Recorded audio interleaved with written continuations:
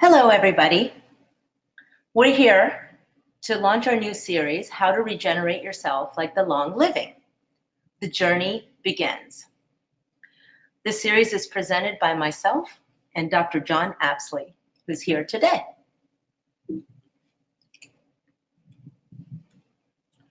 In-depth studies conducted over the last century have identified about 5 blue zone regions where people live essentially without chronic disease, and commonly they don't start their aging process until they reach the age of 80 and 90. Amazing. Compare that to us in the United States, where we start to face degeneration by the age of 35 and face chronic illnesses by our late 50s or 60s. Of course, we know aging is coming on all of us, but sometimes it's surprising how fast it can happen.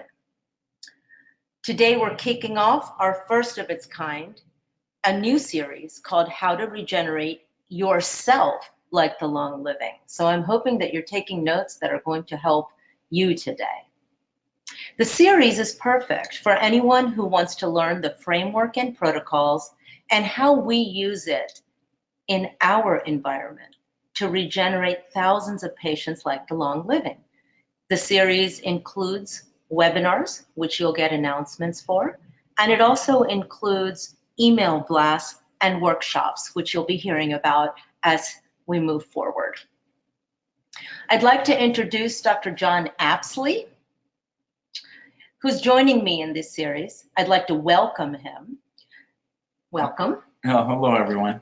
Dr. John Apsley, for the past 40 years, has studied firsthand and written about how the long living cultures regenerate, and then successfully applied it to clinical practice in those with advanced chronic disease, including immune dysfunction and cancer. So I'm very excited to have you here on our webinar series. Well, thanks, Simon. You're a true expert. It's a pleasure being here. Thank you. So,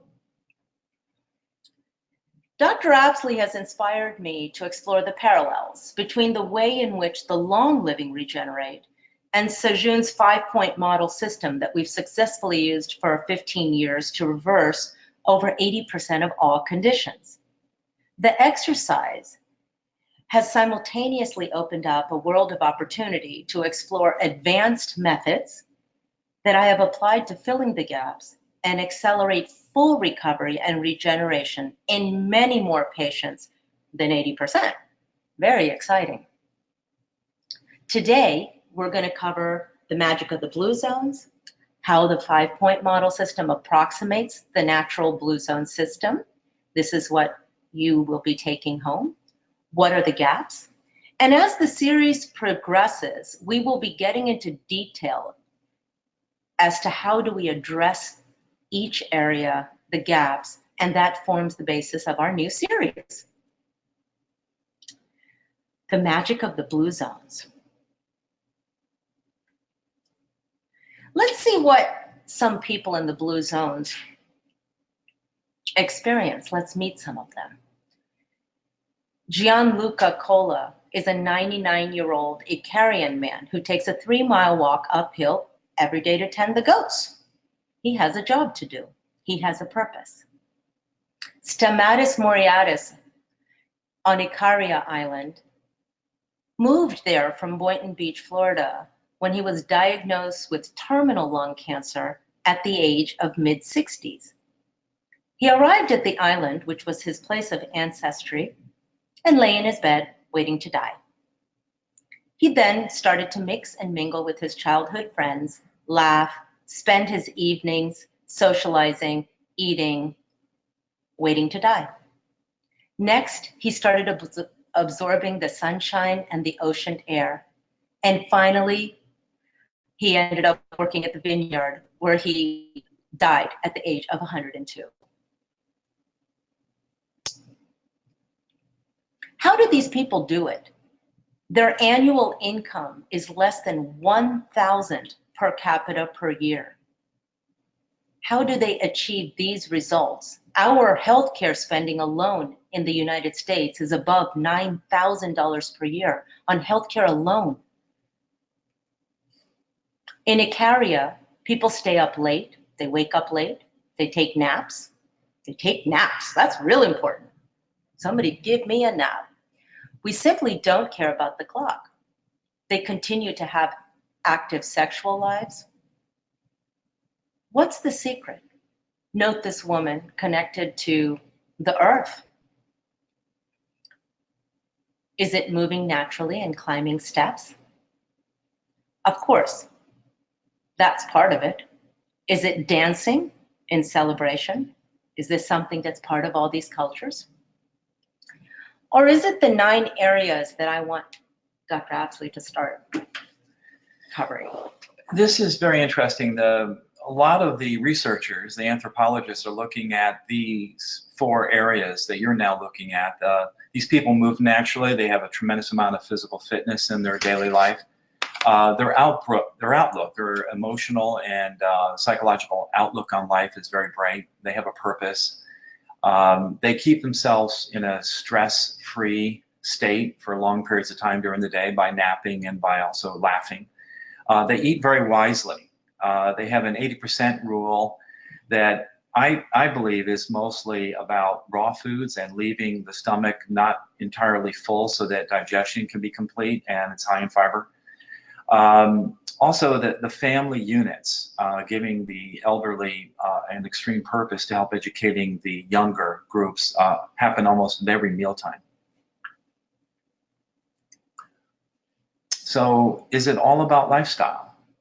Well, for the past 40 years, I've been looking at what the real secrets are that underlie what we just discussed here, and it really starts with the environment. We're looking at their water, we're looking at their soil, we're looking at their pristine environment, the air, the sunshine. We do know from a quote from the NIH that up to 90% of all cancers in the United States are caused by environmental toxins. These people are free of those. So if you add to that their celebration of life, their joyfulness, how they're connected, and the food chain, you then begin to discover some of the mysteries here, some of the secrets. So let's start with the most important one, I think. It starts their food chain. Their waters that they get to irrigate their farmlands are extremely mineral rich. They either come from glaciers, such as you're seeing here during the spring melt, and if it's a volcanic source, as it is with both of these photographs here, both the one that you see in the mountaintop, but also the next one in the Hunza Valley, this volcanic ash has been turned into submicron size mineral particles that are changed into a colloid system of nutrients that the entire system of soil bacteria, plants, animals, and then humans turn into regenerative nourishment. So when the water starts traveling down with these heavy loads of minerals, they form whirlpools. And the whirlpools at the apex, down at the bottom, cause an acceleration of the water that approaches infinity. Not the speed, but the actual acceleration effect from the top of the vortex down to the bottom.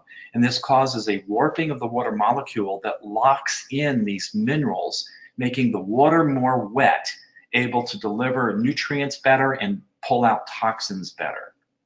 Wow, that's really important.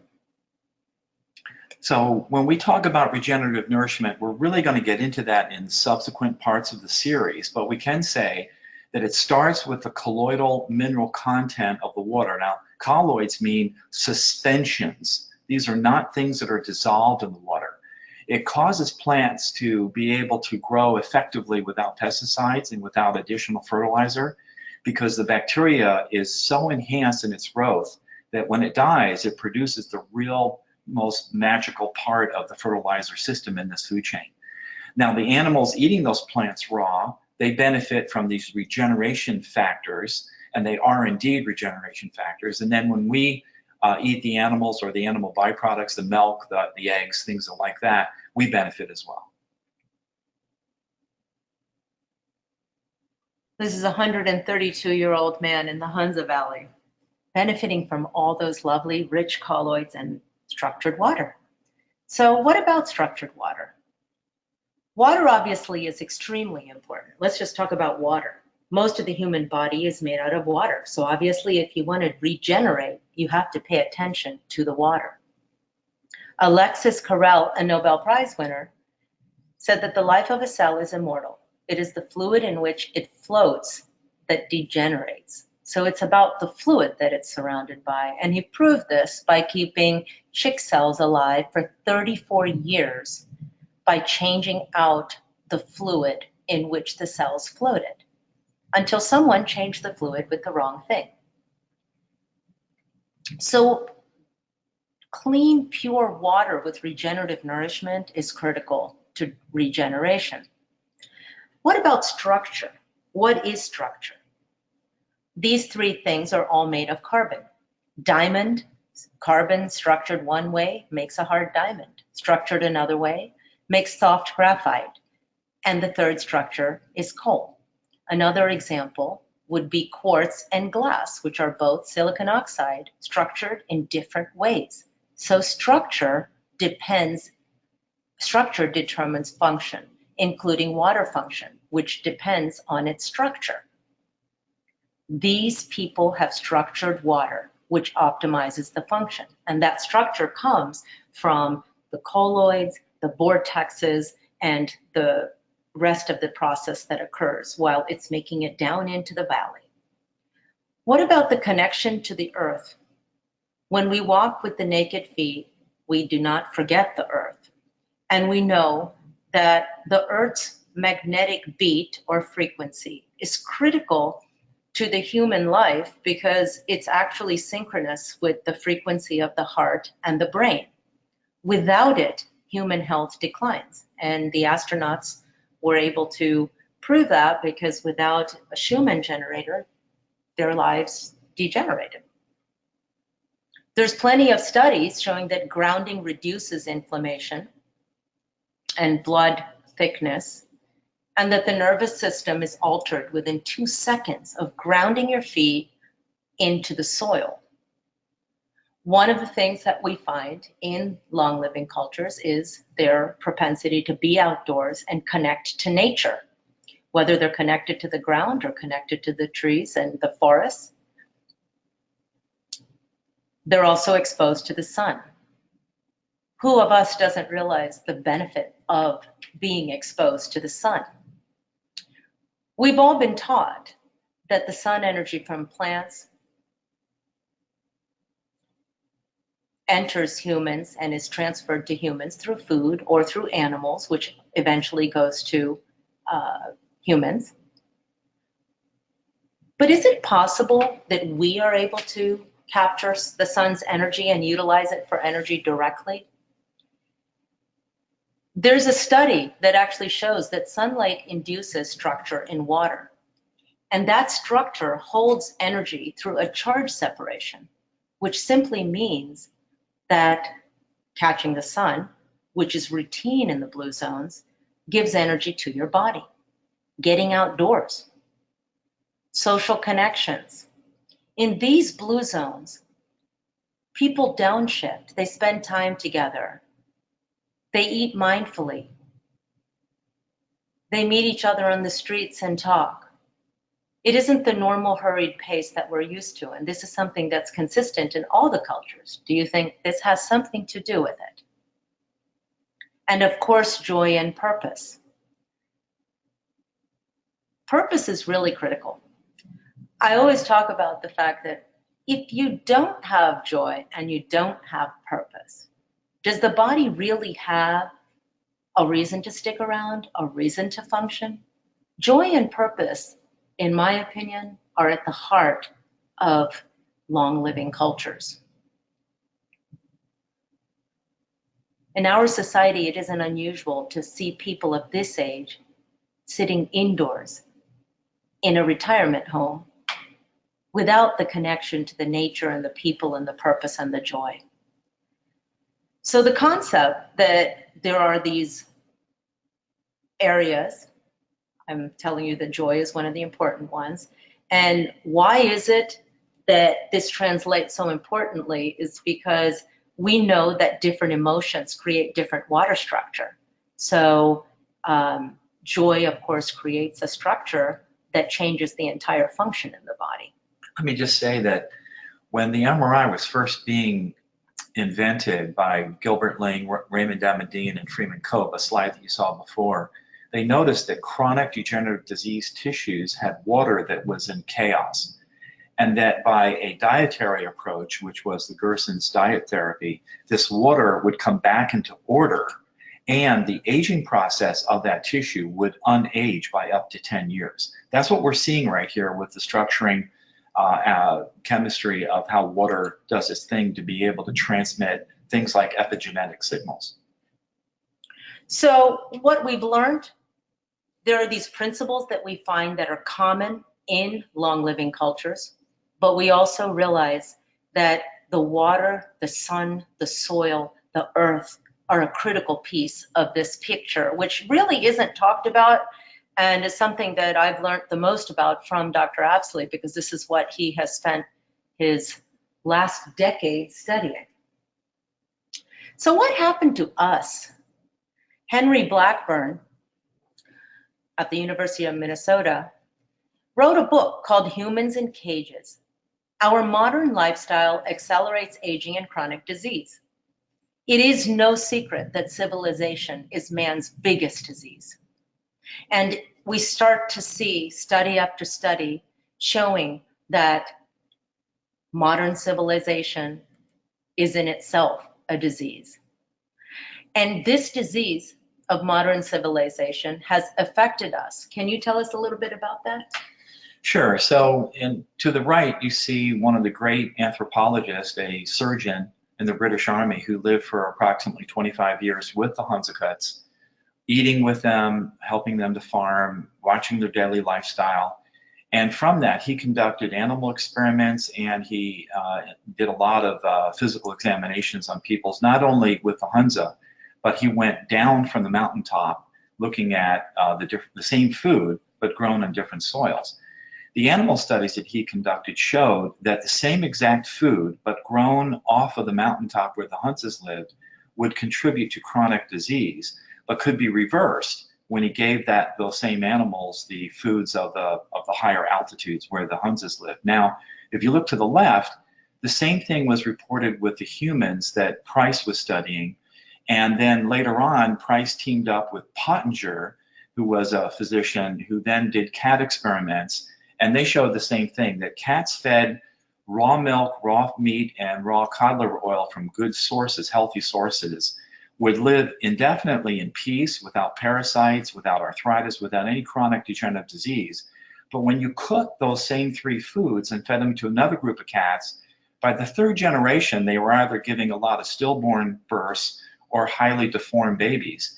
And when you reverse that, it took just as many generations to accomplish that. 3 generations down, 3 generations back up. So our work in this series will be how to do that in just our own generation, rather than have to wait for 3 generations to play catch up to that of the long living. Right, we don't want to do that, right? Right. We want to accelerate this process, and that's what's so exciting about the advanced methods that we've been learning. So I want to explore and tell you briefly about a model that we've used over the last 15 years to reverse disease. And this model really has to do with optimizing the natural hormones and the nutrition, and that I call the fuel tank, detoxifying, and correcting and balancing the stress in the mind and the body, especially the oxygenation and the subconscious. Let's start a little bit with each one. So as a gynecologist, I realized quickly that generations before us lived well without hormone replacement. What happened to us?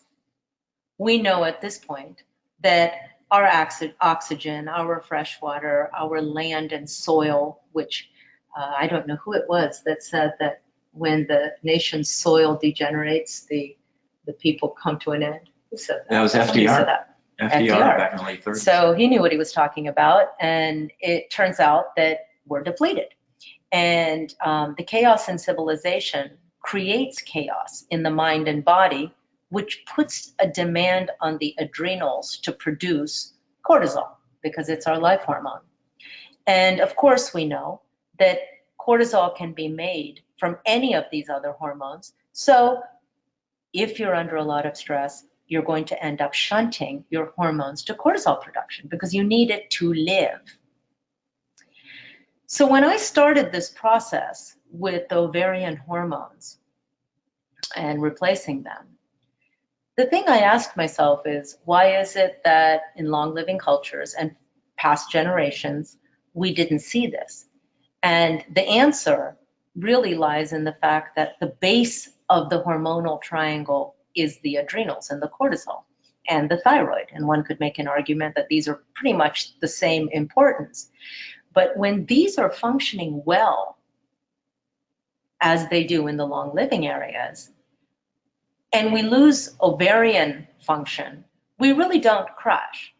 But it turns out that in our modern civilization of chaos, we're consistently depleted on the cortisol pathway, which automatically knocks the thyroid out, giving us symptoms like low energy, low mental clarity, memory, focus, concentration, depression, and then finally, depletion of the sex hormones.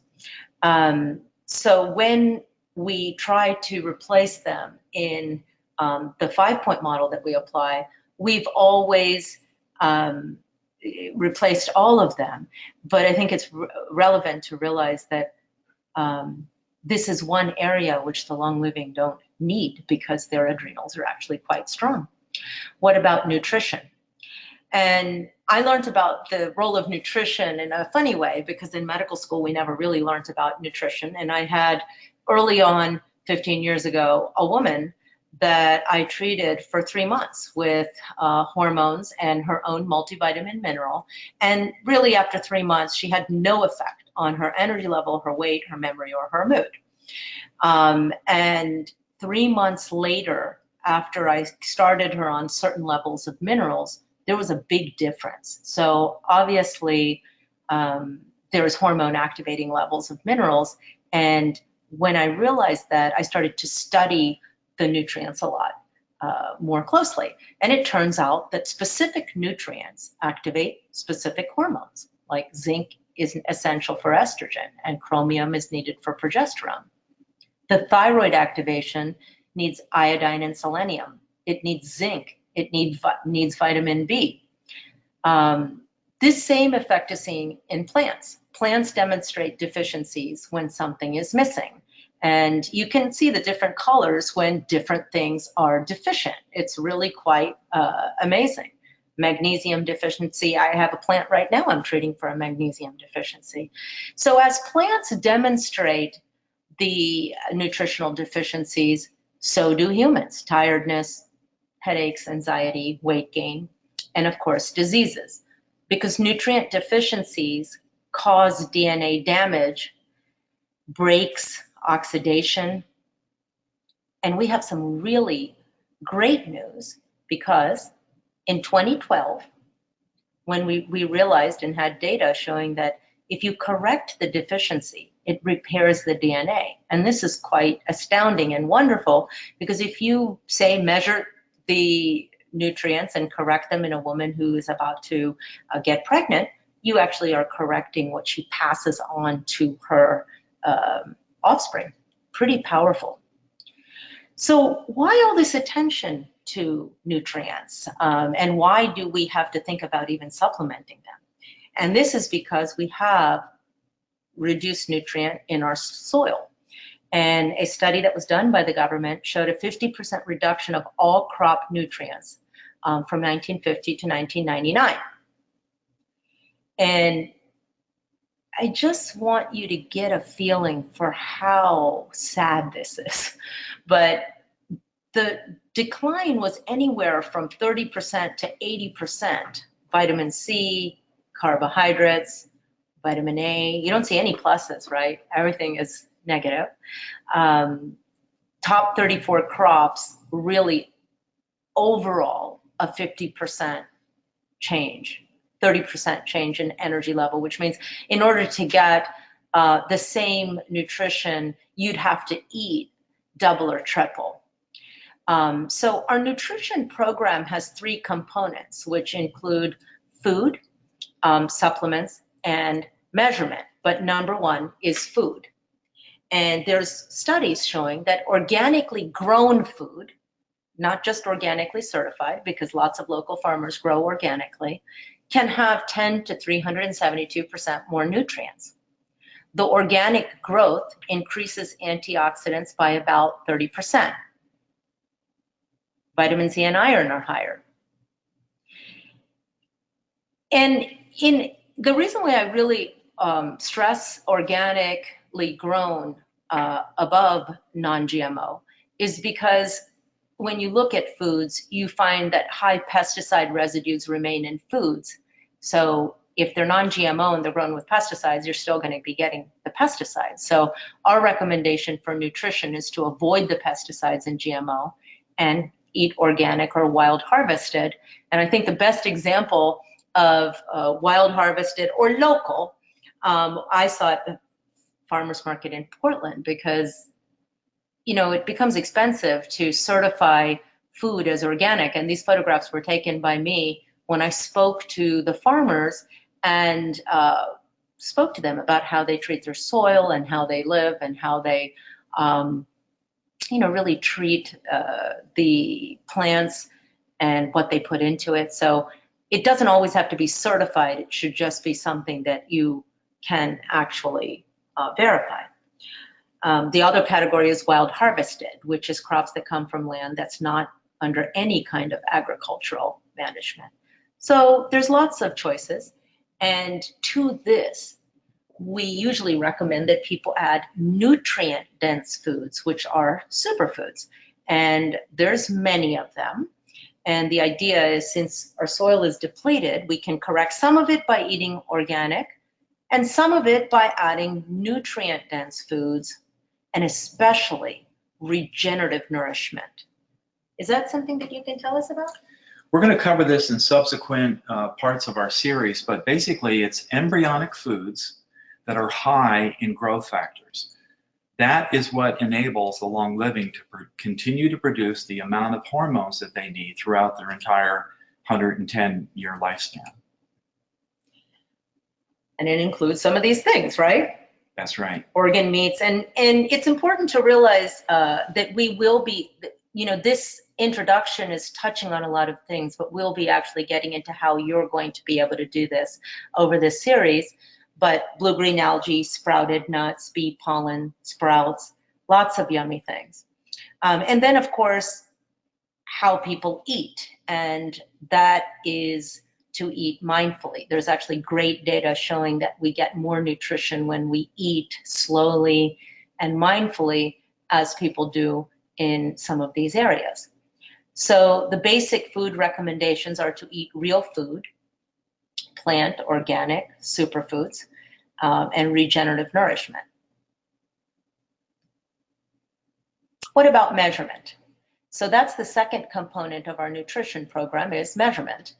And we use this on every single patient to make sure that their food intake and their supplement intake is actually adequate, is being absorbed, and is matching their activity levels. So measurement puts a lot of power into your hands so that you're not taking, say, supplements that you don't need. And luckily, insurance covers these tests. These are some of the common deficiencies we find in our population here, and these are the things we try to close so that we can regenerate like the long living. Number 3 is pure, effective supplements. And this is important. You'll hear a lot of controversy about supplements, but it turns out that the American Medical Association says it appears prudent for all adults to take vitamin supplements to prevent chronic disease. They said this in 2002, and the main reason is because suboptimal levels of things are associated with the disease. And the follow-up to that is this is why Medicare actually ended up covering nutritional testing. So that's pretty powerful. The supplements that we always use in everybody is a multivitamin and an enteric-coated omega. So let's get to the third part of how we're regenerating like the long living. Detoxification. The organs of detoxification include the lymphatics, the skin, the liver, the intestines, the kidneys, and the lungs. The very first step to detoxification is optimal hydration. I call it adrenal aid. It includes pure structured water, 100 to 120 ounces, and we'll be getting into a lot of this in more detail, but pink salt, lemon, possibly honey, and the idea is to make sure that the base part of regeneration is there, which is pure structured water. To find out whether you're getting enough, you measure your pH. And we did an email blast this week. If you guys sign up for our newsletter, you'll see more detail on this. But you're aiming for a morning pH of about 6.7, and you know that you're able to detoxify. We also additionally use probiotics and seasonal cleanses, which we'll be covering in the next 3 webinars that we're going to be doing. And then comes the mind, both the conscious and the subconscious. So as far as the conscious mind, there's plenty of data, and it's covered by Bruce Lipton in his book, showing the power of our belief systems and our intentions on the actual outcome. The thing to realize is that the subconscious, which is almost 90%, is in the emotions of the heart. And it's estimated to be about 30,000 times more powerful than the conscious mind. And this seemed to be an impediment when we were doing our programs and unable to access what I call the subconscious, which lies in the heart. But we ended up being able to use a mechanism which is rather easy, and it's based upon measuring the heart rate variability. It turns out that the upper tracing is associated with a certain set of emotions, and a lot of use of your fuel, and a low immune system, impaired performance, compared to the coherent positive one at the bottom. So we try to encourage people to learn these mechanisms because they do lower disease, and luckily they take 30 seconds to 5 minutes to learn. And it helps people preserve their fuel so that we don't, this is equivalent to the downshifting that we talk about in the long living cultures. And it has an effect on everybody because the heart produces the strongest electrical and magnetic field. So that means that that energetic field is affecting the structure of the water. And that energetic field is emitting 15 feet from the body in every direction, which simply means that it's a communication system between people and a communication system pretty much with everything. So by changing the coherence of our heart rhythm, we are able to affect our environment, the people, and the animals within it. Last but not least, we use mechanisms to oxygenate. And let's talk about that. So the first best way to oxygenate is to move. And I ask everybody to conduct a survey of their daily opportunities to move differently.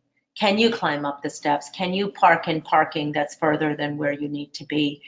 Can you mop the floor with your hand instead and sweep the floor instead of using the little robot? Any opportunity to move naturally is going to approximate what they do in the long living cultures, because aerobic exercises in the presence of oxygen develop stamina. What's the data on this? We also teach people not only to be more active, but to breathe consciously, because we know it increases the blood oxygen. Deep breathing increases focus and decreases depression and stress. Many studies show this. Blood pressure drops, endorphins are released, strengthens the immune system. What are we talking about? Coherent breathing described in the New York Times basically has to do with breathing in 5 breaths, holding it, breathing out 5 breaths. Another simple one is an energizing breath where you inhale, draw your elbows back, and exhale quickly, thrusting the palms forward and repeating 10 to 15 times. This is a great way to pick yourself up in the middle of the afternoon. But there have been studies showing that we're just not breathing well, and just any attention to the breath at any time of the day can make a difference. Any opportunity to walk or to change your commute. In the US, we've engineered movement out of our daily lives. And the whole idea of exercise is to bring it back into an activity of daily living. Long distance, on inclines, active and breathe. This is what they do in long living areas. We have mechanisms that we can also use to accelerate this oxygen, which reverses disease. And we call it exercise with oxygen therapy. And there's plenty of scientific studies to support that exercising with oxygen therapy, which means hyperoxia at 90% plus oxygen as opposed to 21%, has a number of benefits, including recovery of muscle mass, microcirculation to all the organs, energy, pain, aging, inflammation. It's been calculated that 20 minutes of exercise in this form is equal to 2 hours of standard aerobic exercise. So this is something which all of you would want to know about. So how do you regenerate yourself? Like the long living, without a glacial melt, without necessarily the environment that they have, or the ability to socialize and relax? This is what we're going to be covering in our series. We cover balancing the natural hormones and how to correct that, correcting the nutrition, remedying the soil, the plants, the supplements, detoxifying. We're going to be covering water, pH, temperature, seasonal cleanses, how to get yourself into a coherent place and coherent heart rhythm, and how to oxygenate naturally, and how to oxygenate using technology that accelerates. So as we conclude, you'll be getting an invite. I would like you to join us for the detoxification series, which will go through the detail of the detoxification piece.